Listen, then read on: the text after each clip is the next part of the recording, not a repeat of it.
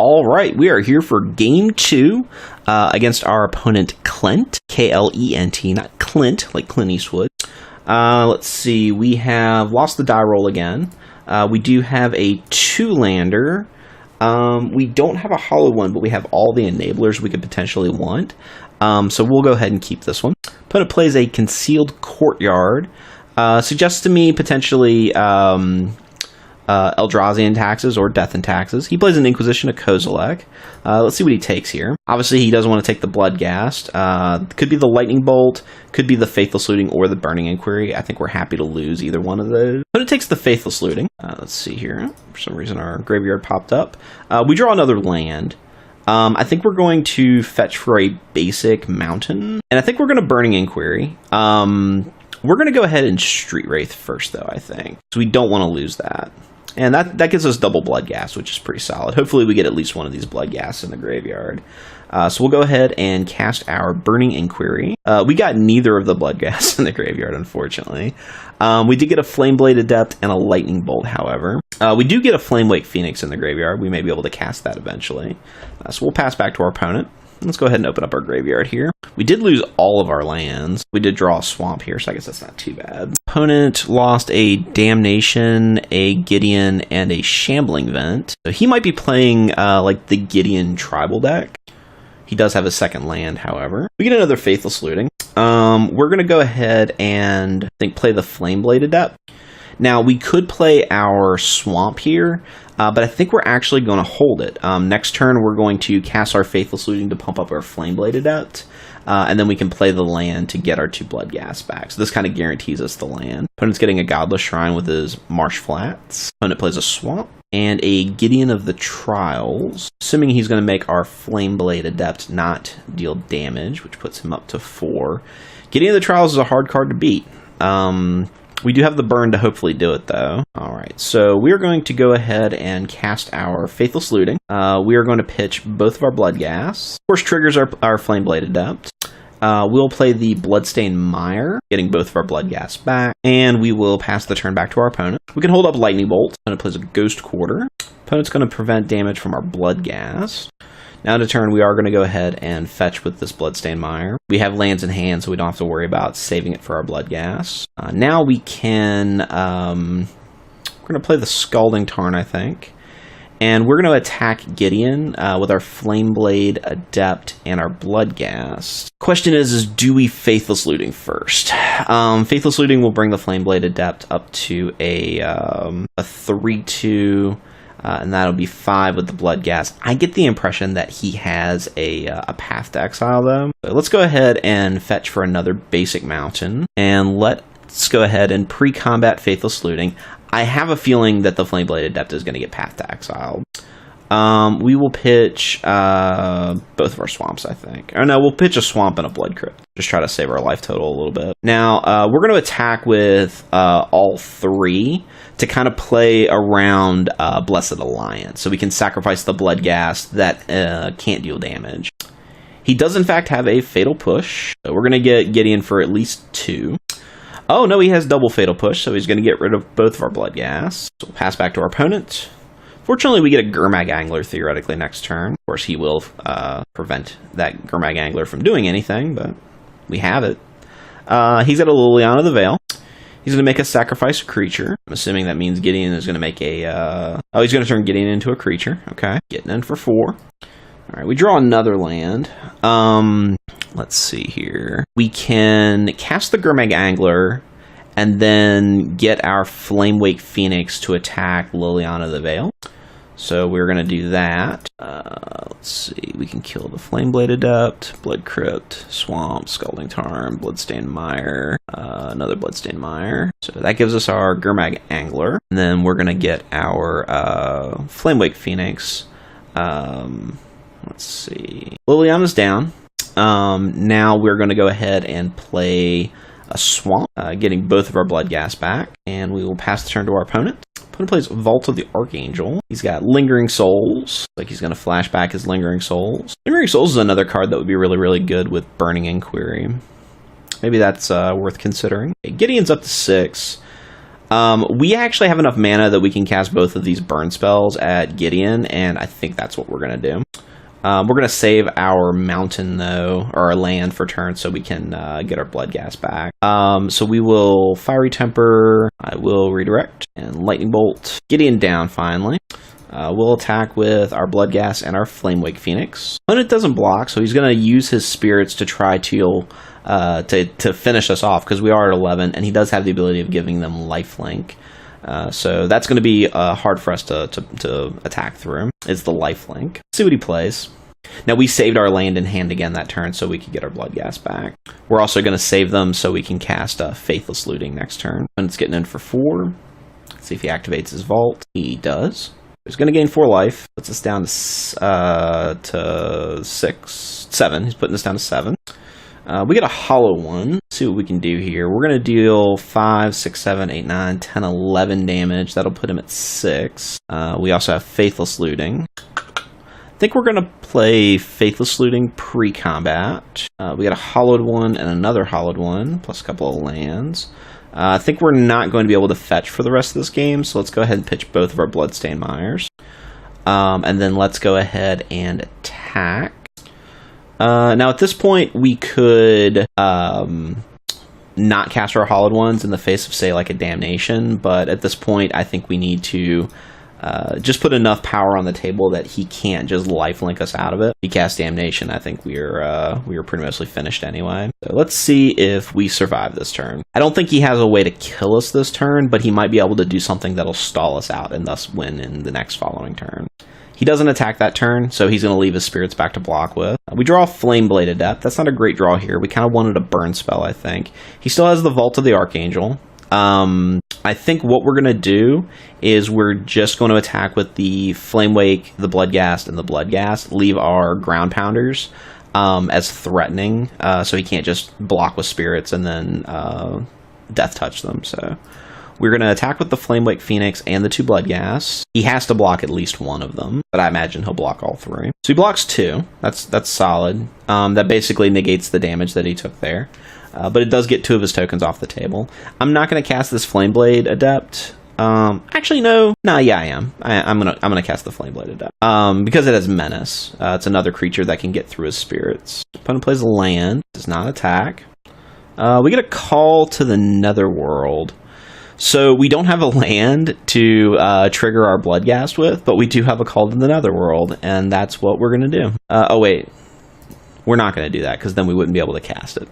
But we do get our Flamewake Phoenix, so we're going to get that back. Alright. Do I just attack with everything? He is cycling cast out. Yeah, I think he just dies. So, he concedes the game, and we will go to game 2. Now, that game did take a lot of time. Let's see. How do we beat Planeswalker.deck?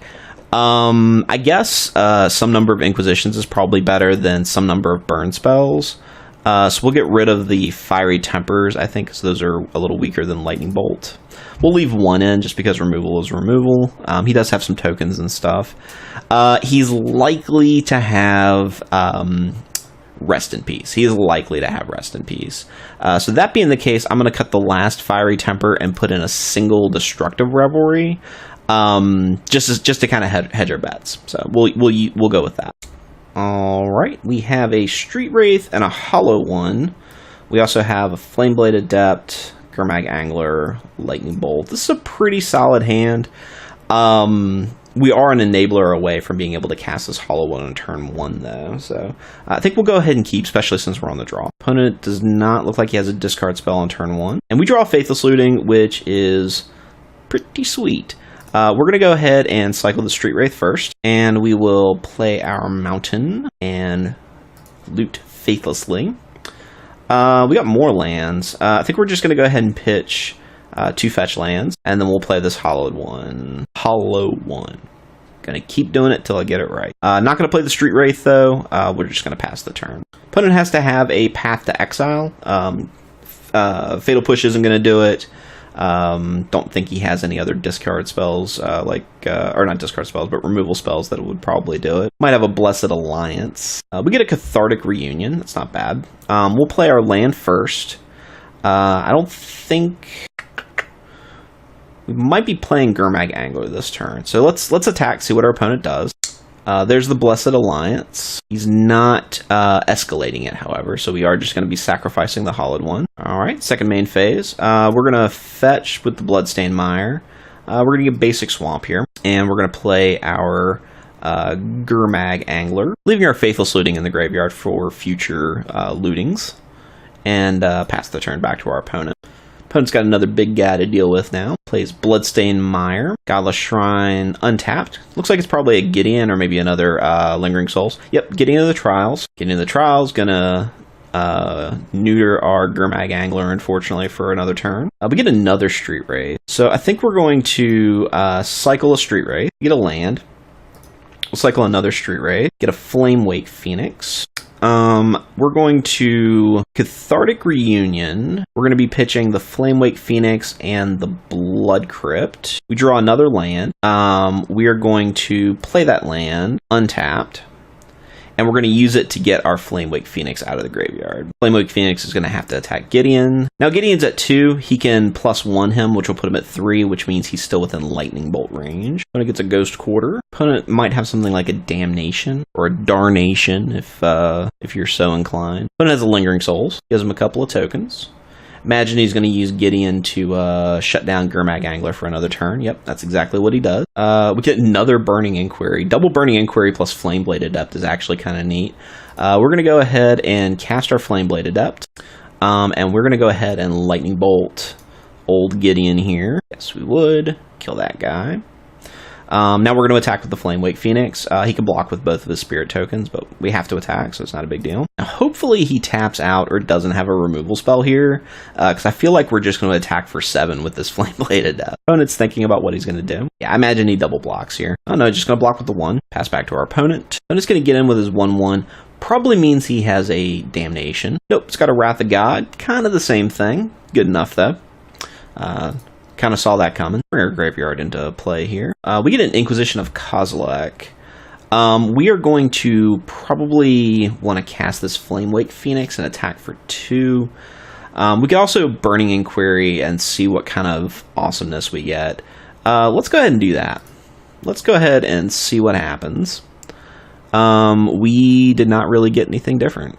So yeah, let's play our land and cast our Flamewake Phoenix and get across for 2. When it gets Gideon of the Trials, we probably gave him that Gideon of the Trials with Burning Inquiry. He's probably going to shut down our Flamewake Phoenix. Yep, that's what he does. Got another follow-up. Looks like he's going to probably be wanting to cast a flashback to Lingering Souls. Yep, that's what he's doing. We get a Cathartic Reunion. That's not bad.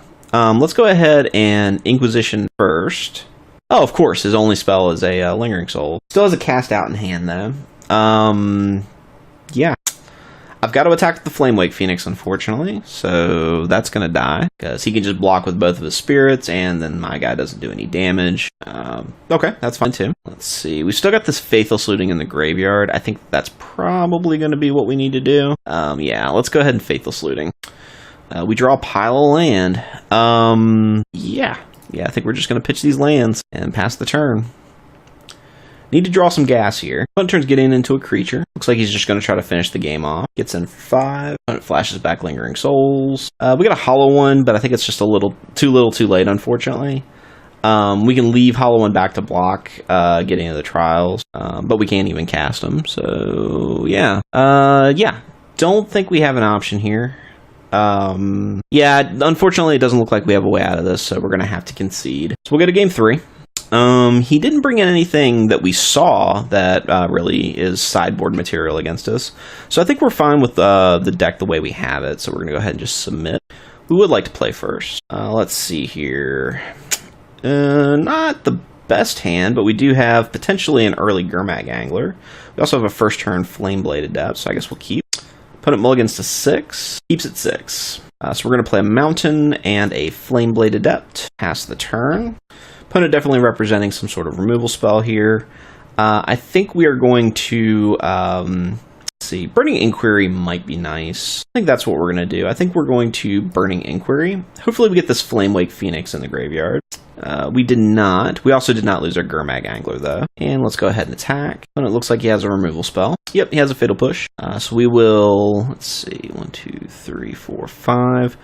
We could get our Gurmag Angler down, but we do have to take a decent amount of damage to do it. So we'll play our Blood Crypt untapped. And let's Gurmag Angler, 1, 2, 3, 4, 5, 6. We do lose 2 Faithless Lootings doing this though. Got another Bloodstained Mire. We do have the ability to Inquisition him this turn, so if he has a removal spell, he has to use it now. Also potentially getting a Gideon out of his hand, or he's got these double Liliana the Veils. We are going to take the Blessed Alliance, so he can't get rid of our Gurmag Angler, and we'll attack for 5. Play our land for the turn, and pass it up. Now, opponent's going to get to play as Liliana the Veil, sacking it to kill our Gurmag Angler. Should have a land to do that. In response, we'll get to cast Flamewake Phoenix and kill his Liliana, but then he has another one, of course. Yep.